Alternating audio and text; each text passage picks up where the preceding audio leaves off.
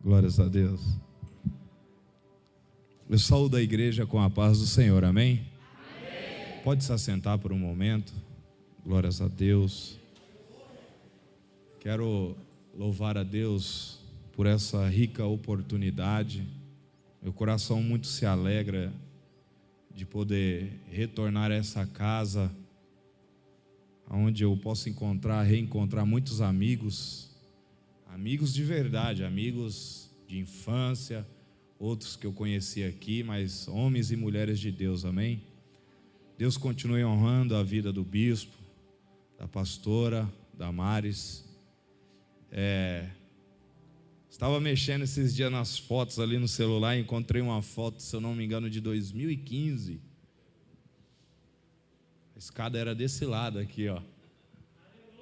E eu falei, meu Deus, já faz um tempo e toda vez que eu vou lá a igreja está sempre mais linda, de uma forma diferente. Então tenha certeza que quando você semeia nessa terra, você está semeando em uma terra fértil, em uma obra que realmente é voltada para o social, a ajudar vidas, amém? Então Deus abençoe a vida da liderança dessa igreja, bispo, pastora Damares e todos os obreiros, amém? Quem trouxe Bíblia, diga graças a Deus. Graças a Deus. Se coloque de pé. Evangelho de Lucas, Evangelho segundo escreveu o Dr. Lucas. Glórias a Deus. Deus, Ele tem realizado grandes coisas no nosso meio. Capítulo 7, igreja. Da última vez eu vim aqui, preguei em cima do capítulo 7 também, olha. Mas agora é outra mensagem, amém? Glória a Deus. Capítulo 7, a partir do verso 11. Aleluia. Evangelho de Lucas, capítulo 7, verso 11. Diz assim a Bíblia Sagrada. Logo depois, Jesus foi a uma cidade chamada Naim. E com ele iam muitos dos seus discípulos e uma grande. Quando chegou perto da porta da cidade, levavam um defunto, filho único de sua mãe, que era viúva, e com ela ia uma grande da cidade. Vendo-a, o Senhor sentiu grande compaixão por ela. Ele disse: não chores. Amém? Pode se assentar dando graças a Deus. Aleluia. Bendito é o nome santo do Senhor. Meus irmãos, antes de nós entrarmos no texto aqui, vamos fazer uma introdução a respeito da vida do Dr. Lucas, um historiador. E a história vai dizer, ou segundo Marcião, historiador do século IV, vai dizer que Lucas, ele era sírio de Antioquia, médico de profissão e um discípulo de apóstolo, um historiador que acompanhou Paulo em várias viagens. Então Lucas, ele vai escrever este evangelho, ele é responsável por esse evangelho. Lucas era um historiador.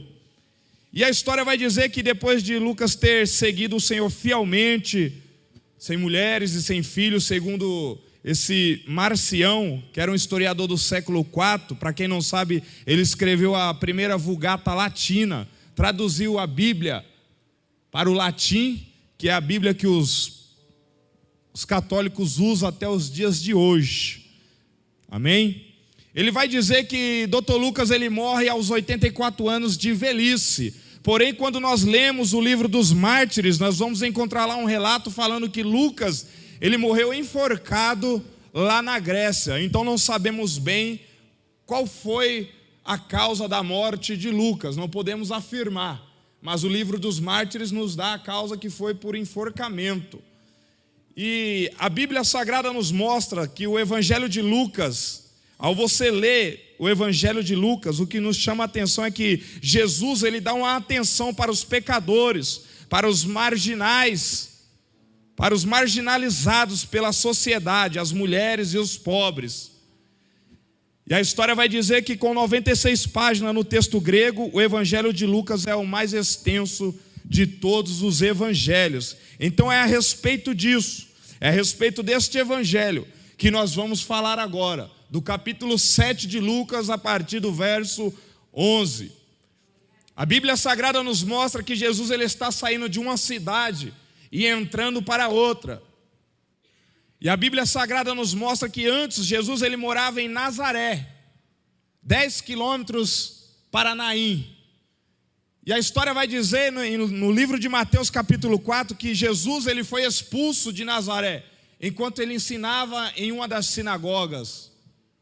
Jesus então ele se muda para Cafarnaum, passa a viver em Cafarnaum, cerca de 40 quilômetros de Naim, um dia de caminhada a pé. E a história vai dizer, quando nós lemos aí que fala, logo depois Jesus foi a uma cidade chamada Naim. Logo depois de quê? Logo depois do sermão da montanha, de finalizar o sermão. Logo depois de quê? Logo depois de, aleluia, de curar o servo de um centurião, conforme ministrado aqui da outra vez que eu estiver aqui. Então Jesus ele cura ali o servo do centurião e sai em direção a Naim. Lucas vem relatando aqui o texto cronologicamente. Então nós vamos aqui entrar dentro de uma passagem agora que vai nos dar um encontro de dois inimigos. Como assim, evangelista? Dois inimigos. O encontro de dois inimigos. Na caravana que está vindo dentro de Naim, está vindo a caravana da morte, liderada pelo rei dos terrores. Uma caravana que vem trazendo luto, uma caravana que vem trazendo choro, lágrimas, sentimentos. Uma caravana que vem trazendo uma história para ser enterrada. Essa é a caravana que está saindo, ou que está tentando sair de dentro de Naim. A caravana que está vindo do lado de fora, liderada pelo autor da vida, liderada por Jesus, é uma caravana que vem com gritos, com sons também, mas não gritos de tristeza, não gritos de prantos, não gritos de tristeza, de lamento, mas gritos, creio eu, de alegria, de glória, de hosana. Bendito é o Rei dos Reis. Por quê? Porque Jesus ele vem realizando milagres, Jesus ele vem multiplicando o pão, Jesus ele vem ensinando a palavra de Deus aos humildes, aos pobres, aos renegados de sua época. Então vai trazer ali uma grande multidão, está seguindo a Jesus, e o caminho não é muito perto, é um dia de caminhada, a Bíblia diz. E até onde você está disposto a seguir ao Mestre? Até onde nós estamos dispostos a seguir a Jesus? Repare que naquela época eles andavam a pé. Hoje nós temos meios de transporte e muitas vezes preferimos ficar em casa, assistindo um programa de TV, assistindo uma série, do que vir cultuar o nome do Senhor. Escuta isso. A caravana que está saindo de dentro da cidade de Naim, aleluia, a história nos mostra que, nos relata pelo menos 3 tragédias aqui. Primeiro, a morte na juventude. Segundo, a morte de um filho único. E terceiro, a morte de um filho único de uma viúva. Porque aquele esquife não carregava apenas o corpo do seu filho, mas estava levando também o seu futuro. Aquele esquife estava carregando ali a história daquela mulher. Aquela mulher não estava saindo da cidade somente para enterrar o seu filho. A Bíblia diz que ela era uma mulher viúva, ela já tinha vivido aquele momento, ela já tinha sentido aquela dor, e agora tornou a se repetir novamente com algo mais forte, ou com algo que ela mais amava na vida, que era a vida do seu filho. Você entende? Por que aquele esquife não levava somente o defunto, mas levava o futuro daquela mulher?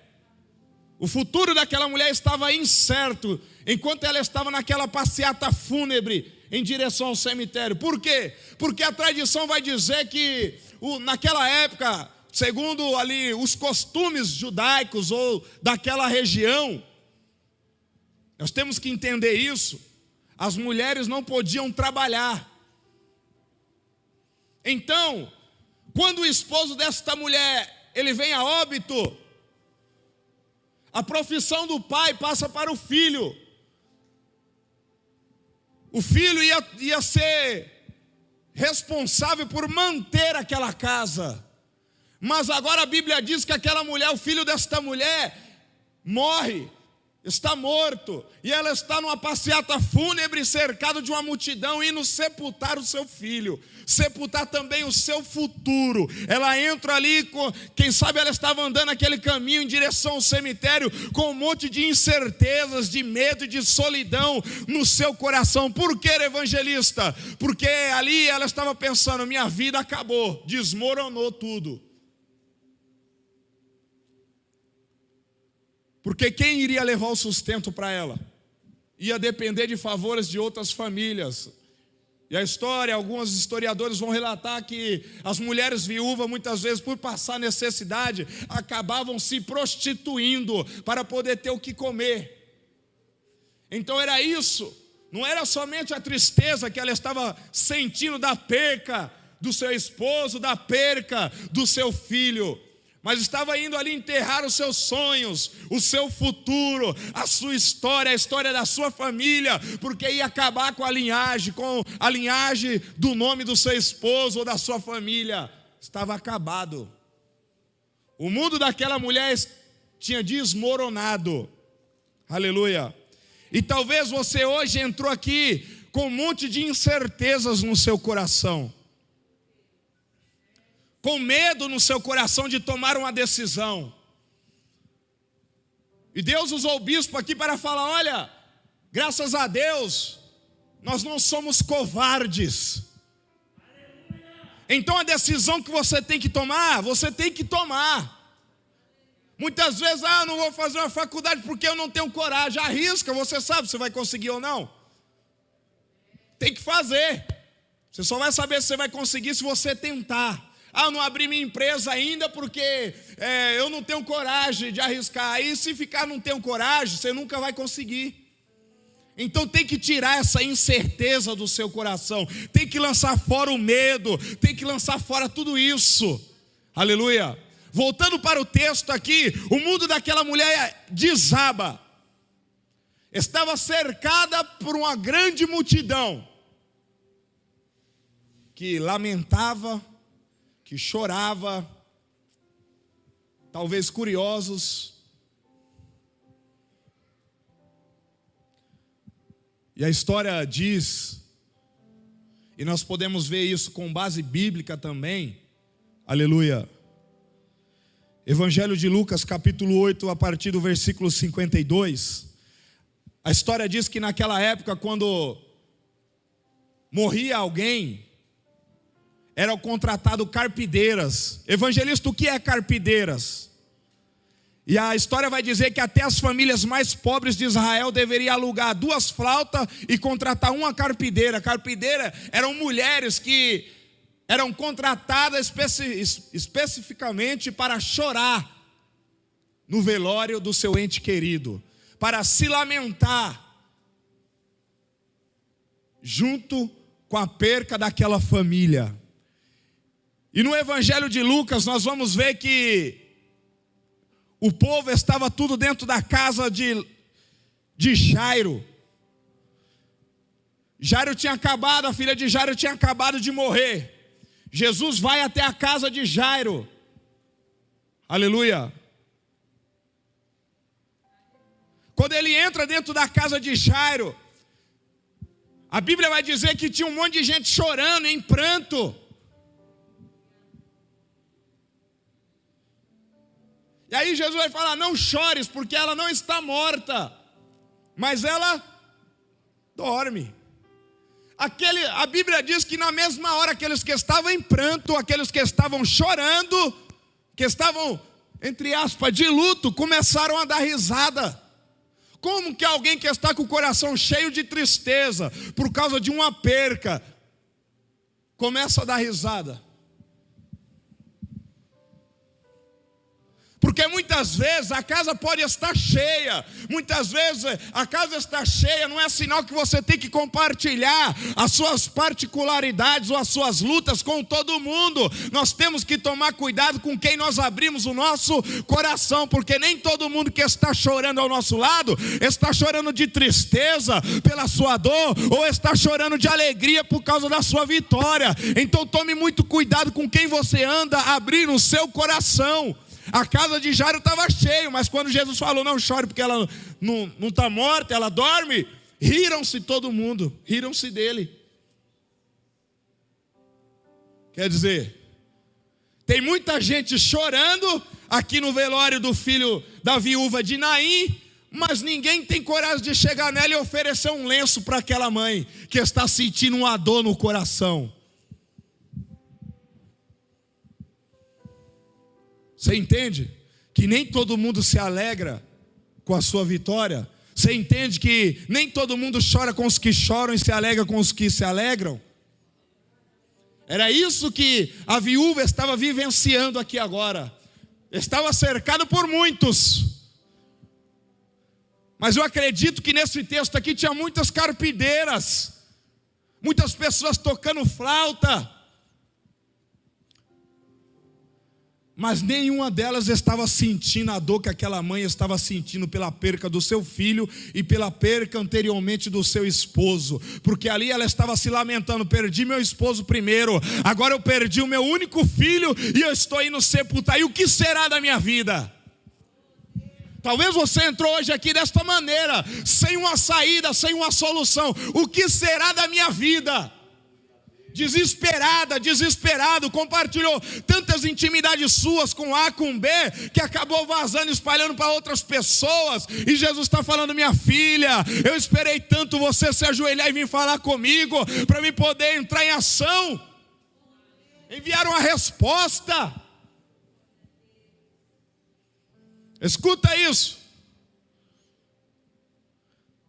A Bíblia vai nos mostrar aqui e vai relatar que Jesus ressuscita pelo menos 3 mortos: o filho da viúva de Naim, a filha de Jairo e Lázaro. Aleluia. E quando nós falamos em ressuscitar mortos, nós estamos falando de sonhos. Nós estamos aqui falando hoje de projetos. Nós estamos falando aqui hoje de ministério, de chamada. Talvez você entrou hoje aqui, seus sonhos já morreu. Talvez você entrou hoje aqui com o seu ministério morto, falando: não sei mais o que eu vou fazer, não tem mais jeito, sem ânimo para o ministério. Mas esta noite, Jesus vai ressuscitar os seus sonhos. Esta noite, Jesus vai ressuscitar o seu ministério novamente. Os projetos que você tem no coração, Jesus fala: ainda não está morto, e ainda que esteja morto, eu ressuscitarei. Sabe por quê? Ele é o autor da vida, e a última palavra vem dele. Ainda que existe A ou B falando que não vai dar certo, que não tem como, que não há uma solução, não se preocupe, porque esta noite Jesus, o autor da vida, ele está vindo de encontro. Ele está vindo de encontro. Talvez você chegou enlutado aqui por essa igreja, talvez você chegou, subiu aquelas escadas com um sentimento de luto, mas esta noite Jesus vai colocar um cântico de alegria nos seus lábios novamente, porque Ele é o autor da vida. Orabadarai decantarabassodecai. Aleluia. Aleluia. Aleluia. A multidão está saindo de Naim, está a caminho do sepulcro ou do cemitério. Ficava nas rochas fora, numa estrada fora da cidade de Naim.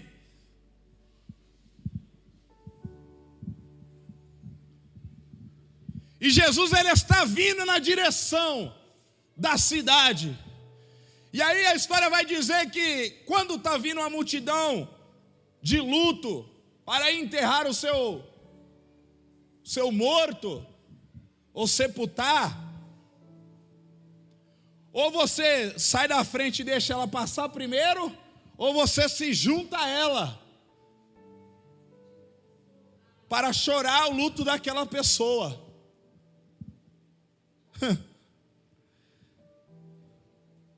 A Bíblia Sagrada diz, no versículo 13, e vendo-a, o Senhor sentiu grande compaixão por ela. E vendo-a, Jesus ele já te viu. Jesus ele sabe o que você tem passado.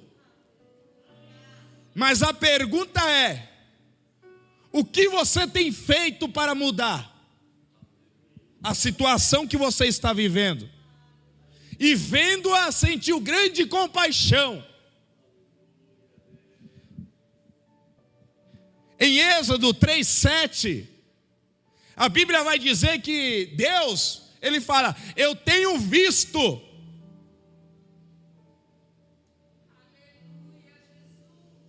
De fato tenho visto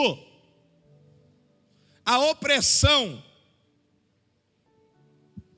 tenho visto a luta, a batalha. Aleluia. Então Deus, ele sabe o que você está passando. Ah, mas Deus não fala comigo, Deus me esqueceu. De fato tenho visto a aflição do meu povo. Você vai continuar lendo o versículo, ele vai falar bem assim: e tenho ouvido o seu clamor. O que você tem feito para Deus mudar a sua situação?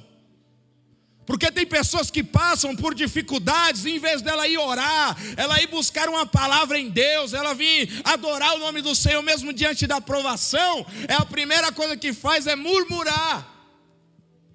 E Deus, ele escuta tanto o seu clamor quanto a sua murmuração. Você é responsável.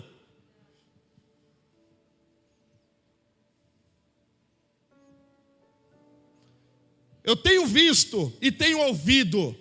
Em Êxodo, Deus viu e ouviu o clamor do povo. E aí ele vai falar: e por isso desci para livrá-lo. Aleluia, aleluia. Você está entendendo que quando você, não importa a situação que você está passando, se você clamar, se você orar, se você buscar em oração, o bispo estava falando aqui quase agora, falando, nós temos que buscar em oração. Se você derreter em oração a sua causa, Deus ele não vai só ouvir, ele vai ouvir e vai descer para pelejar a sua peleja, a peleja da igreja, a minha peleja, a nossa peleja. Sabe por quê? Porque nós servimos um Deus de resposta. Nós servimos um Deus que responde orações. A Bíblia Sagrada diz, Salmo 51, que Deus ele não resiste a um coração quebrantado e contrito.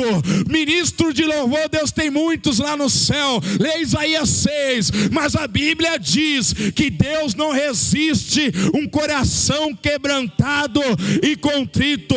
Pregadores existem N mil, não sei quantos aí, mas Deus não resiste um coração quebrantado e contrito.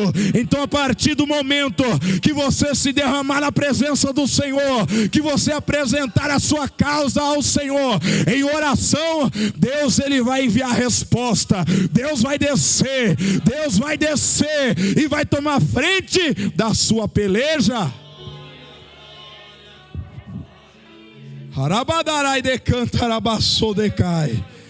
Oh, aleluia. Por isso desci para livrá-los das mãos dos egípcios. E aí você vai continuar lendo, e ele vai falar assim: e vou fazer eles subir para uma terra espaçosa, que mana leite e mel.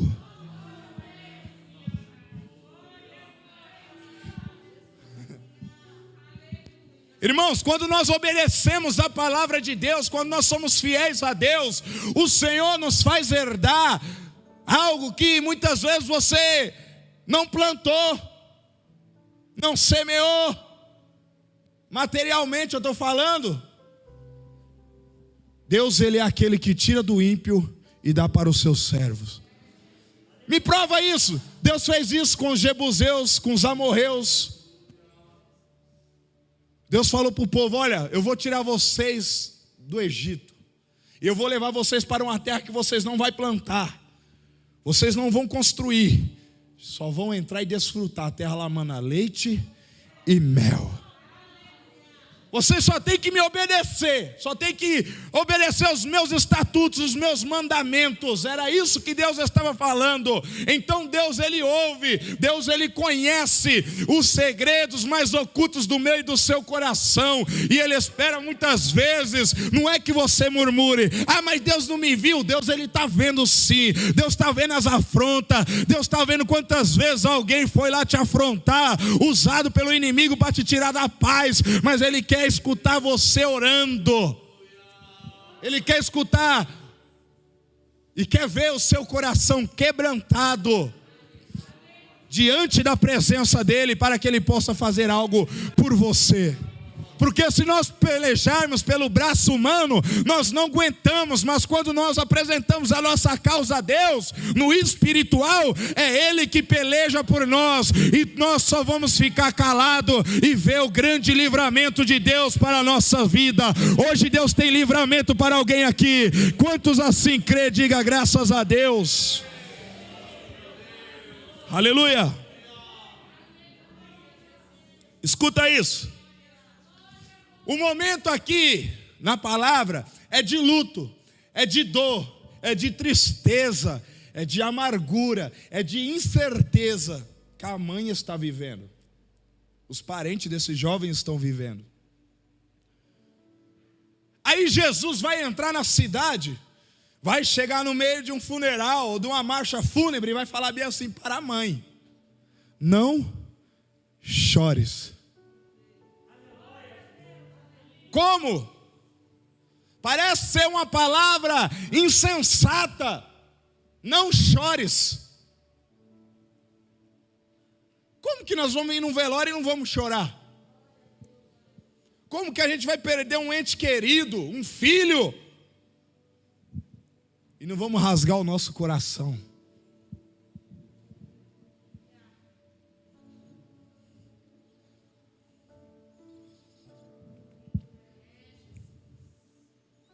Jesus, Ele estava vendo o que muitos naquela multidão não conseguiam enxergar: a dor que aquela mulher estava passando, a alma dilacerada. E o mesmo Jesus que ordena não chores é o mesmo que tem poder para estancar todas as suas lágrimas. O mesmo Jesus que fala não chores é o mesmo Jesus que tem poder para colocar um ponto final naquilo que tem causado sofrimento na sua vida. O mesmo Jesus que fala não chore é o Jesus que tem o bálsamo para passar sobre as suas feridas. Minha irmã, meu irmão, não importa quão grandes sejam as feridas, Jesus esta noite tem o bálsamo para passar sobre as suas feridas, e Ele fala não chores. Aleluia. Aleluia.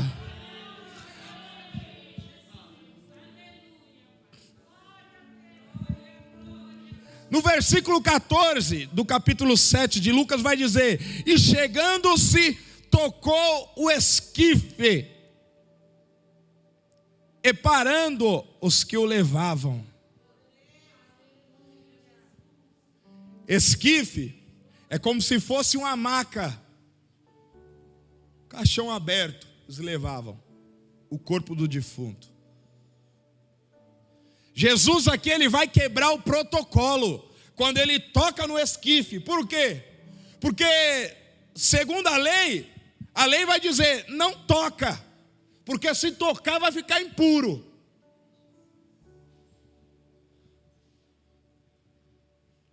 Mas muitas vezes mesmo, Deus ele acaba quebrando o protocolo para poder te abençoar e me abençoar, nos abençoar. Por quê, evangelista? Porque Deus ele conhece o seu coração, ele conhece muitas vezes como é que você está por dentro. Muitas vezes tem pessoas que dão risada por fora, mas por dentro ela está chorando, ela está angustiada, com um nó na garganta. Então Deus ele entra, Jesus ele entra e quebra o protocolo. A ordem é não toque, mas Jesus vai lá e toca. E por várias vezes Jesus ele vai quebrar o protocolo para dar vitória para alguém, principalmente para alguém que é necessitado. Um exemplo, Lucas capítulo 5, versículo 12. Jesus estende a mão e toca nenhum leproso. Ele não só quebrou o protocolo, como também acredito que desafiou a medicina. Tocar num leproso, uma doença contagiosa. Mas sabe por quê? Jesus ele não fica impuro, mas ele purifica aquele que ele tocou. E esta noite Jesus ele vai tocar em pessoas aqui. Esta noite Jesus ele vai tocar, e eu não sei qual é o milagre que você está precisando. O filho daquela viúva precisava de vida, aqui o leproso precisava de saúde, aquela mulher do fluxo de sangue, ela precisava de cura. Qual é o milagre que você está precisando na noite de hoje? Jesus ele vai tocar, ele vai tocar. Não se preocupe se você entrou hoje aqui pensando, mas eu não tenho força nem para tocar nas olhas do mestre, como aquela mulher do fluxo de sangue, estou tão fraca. Mas Jesus ele vai tocar, ele vai até você hoje. Jesus vai até você hoje. Jesus vai até você hoje. Alabaçou de cantarabaçai. Não se preocupe, os teus sonhos não vão ser enterrados, o teu ministério não vai ser sepultado, a tua família não vai se acabar. Não se preocupe, porque Jesus chegou. Escuta.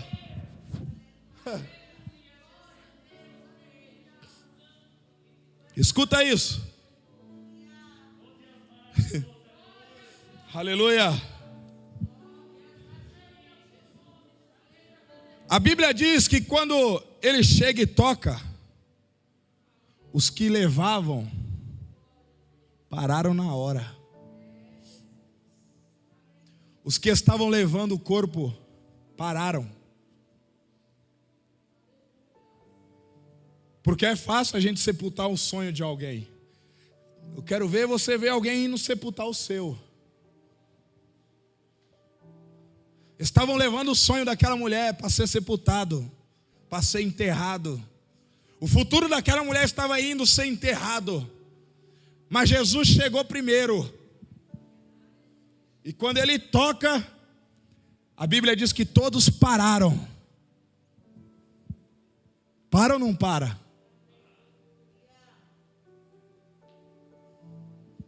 Eu não sei qual é a situação que você está vivenciando hoje, que tem te causado lágrimas, choro, tristeza. Mas quando Jesus chega, ela tem que parar. Quando Jesus chega, toda ação demoníaca é paralisada.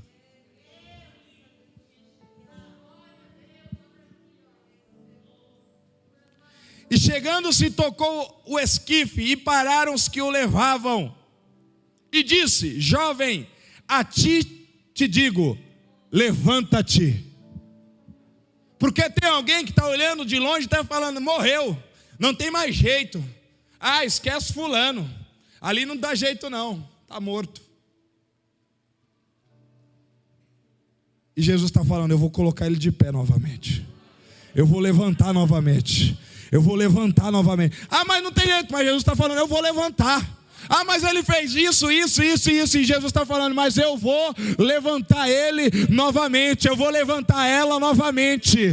Aleluia, sabe por quê? Porque Jesus, ele não olha com os olhos humanos como nós olhamos. Muitas vezes a pessoa falha e nós julgamos, não tem jeito, não vai mais chegar em lugar nenhum, a vida dele é assim, a vida dela é assim. E Jesus está falando, para mim tem jeito, eu vou levantar novamente. Escuta isso, em Atos capítulo 9, a Bíblia diz que Saulo perseguia a igreja, tinha cartas a fim de perseguir a igreja. Escuta isso para você ver. E aí ele vai perseguir, e no meio do caminho ele vê um resplendor de luz, e ele cai com o rosto em terra, e ele escuta uma voz: Saulo, Saulo, por que tu me persegues? E aí ele vai perguntar: Senhor, quem és? E o Senhor vai falar: eu sou Jesus a quem tu persegues.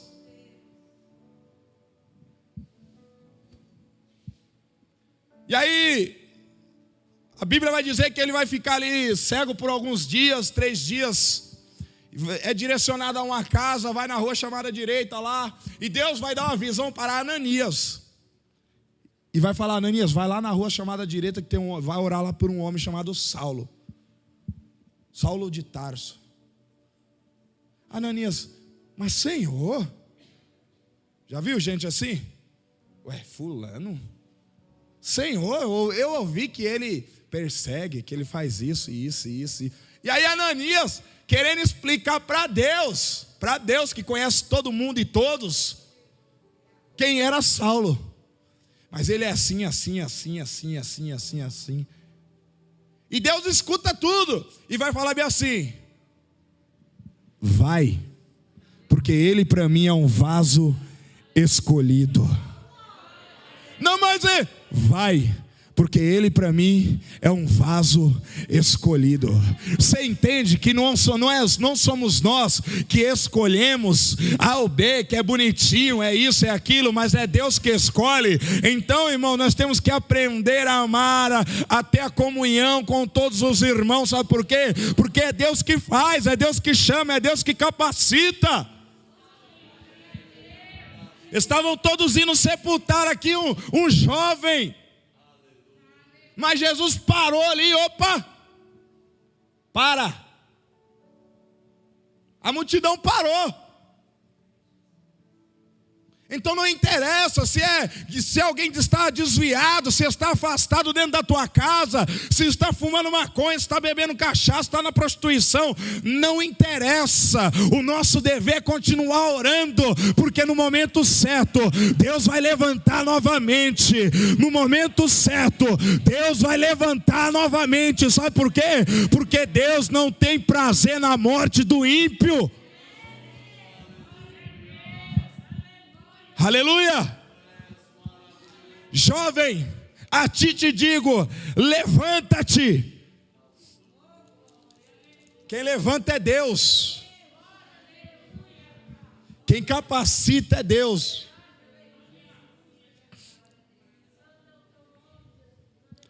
Todos ficaram parados, pasmos. Estou encerrando. Sabe o que eu vejo aí? Que o silêncio da morte foi vencido.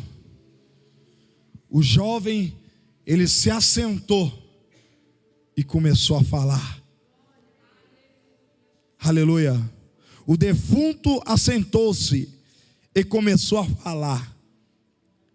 E Jesus entregou a mãe dele.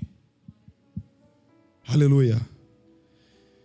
Diante do coral da morte, o solo da ressurreição prevalece.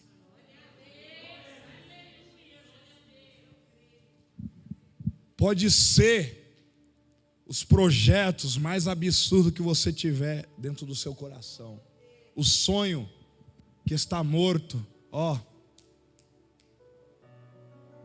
Deus, ele tem poder para ressuscitar. Mas eu não sei fazer isso. Mas Deus tem poder para te capacitar. Mas eu queria trabalhar na obra e não consigo. Mas Deus, ele pode te capacitar. É esforço, é dedicação, Quanto mais você entregar para Deus, mais Ele vai entregar também para você. Mais Ele vai derramar a presença sobre a sua vida. Não é fácil. Não é fácil para o bispo, para a pastora, para os obreiros. Não é fácil para quem está aqui na direção. Mas para quem também quer participar, Deus Ele capacita. O importante é que o reino cresça. Então nós vemos aqui que Jesus, Ele colocou um ponto final ali, uma vírgula onde estava um ponto final. Estavam indo todos sepultar. Jesus chegou no momento certo e trouxe vida. Aleluia. Deus, esta noite, Ele está cortando um laço de morte na vida de alguém e está trazendo vida sobre você. Aleluia. Eles estavam indo sepultar, mas quando Jesus chegou, eles tiveram que guardar as flautas, tiveram que guardar as carpideiras que foram contratadas, tiveram que ser despedidas. Sabe por quê? Porque o autor da vida chegou. E quando ele chega, quando Jesus chega, a morte tem que bater em retirada, em nome de Jesus. Se for morte física, ela cai por terra hoje. Se é morte espiritual, Jesus libera vida hoje sobre você, sobre sua vida, sobre o seu ministério. Esta noite Jesus, Ele te levanta novamente. Ele fala: não é tempo de parar, não é tempo de sepultar o seu ministério, não é tempo de sepultar a sua chamada, não é tempo de entregar o cargo na igreja. É tempo de você se levantar e começar a falar. É tempo de você se levantar e começar a anunciar o evangelho. É tempo de nós se levantarmos e anunciarmos a boas novas com ousadia e graça diante de Deus e do Espírito Santo do Senhor, que nos capacita para esta boa obra. Então se levante, não pare. Porque aquele que te ordena não chores é o mesmo que tem poder para estancar essas lágrimas. Não se preocupe, porque não foi fácil para nenhum daqueles. Mas Jesus falou: eis que estarei convosco todos os dias até a consumação dos séculos. Não vai ser fácil, não é fácil. Mas Jesus estará conosco todos os dias. Amém, igreja? Graças a Deus. A mensagem é essa. Glórias a Deus. Deus abençoe a todos, amém? Em o nome de Jesus. Não desista. Você que está orando por alguém dentro da tua casa e não está vendo resultado, continue orando. Não desista. Porque logo, logo você vai colher os frutos das suas orações. Jesus fez o impossível aqui acontecer na vida desta mulher. Jesus devolveu a história dela. Jesus devolveu os sonhos de novo para ela.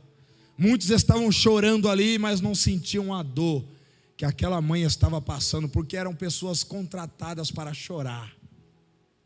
Entenda isso, guarda isso no seu coração. Eu falei no começo da mensagem. Não compartilhe suas dores com muitas pessoas. Compartilhe com pessoas que são de Deus, que vão estar dispostas a chorar com você. E no momento da sua vitória, eles vão se alegrar também com você. Amém? Glórias a Deus. Eu gostaria de saber, tem alguém aqui que é afastado do evangelho? Nunca aceitei a Jesus, evangelista. Levanta a mão para me te conhecer.